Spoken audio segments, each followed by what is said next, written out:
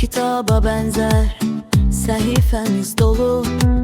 Bir gün gülüş yazılar, bir gün gözüm yol dolu.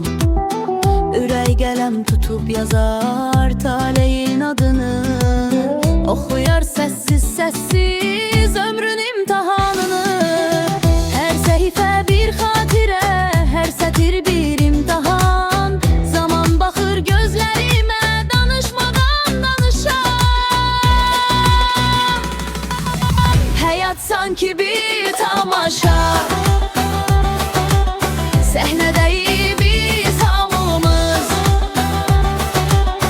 Senarini fələk yazar, rolumuzu oynayırıq biz. Alqış da var, sükut da var, pərdə düşər bir gün yenə. Ən çətini ay ürəyim, bu oyunda kimdir sənə?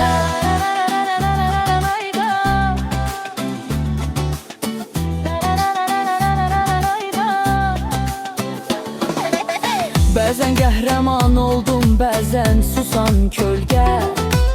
Bir rol verdin taleyim, geyindim ürəyimcə. Səhnə arxası xatirə, unudulan sözlər. Küncdə ağlar arzular, yarımçıq ümidlər. Əgər seçim versəydi bu taley, yenə sevərdim, yenə yanımdım. Bir ömürlük bu səhnədə ürəyimlər ağlardı. Həyat sanki bir tamaşa, amma ürək yalan bilməz. Senari fələkdən gəlsə də, sevməkdən insan əl çəkməz. Alqış da var, sükut da var, pərdə düşər bir gün yenə.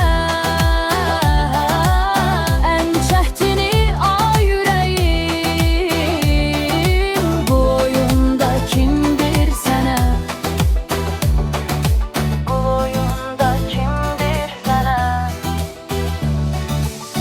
Həyat sanki bir tamaşa, amma ürək yalan bilməməz. Senari fələkdən gəlsə də, sevməkdən insan əl çəkməz.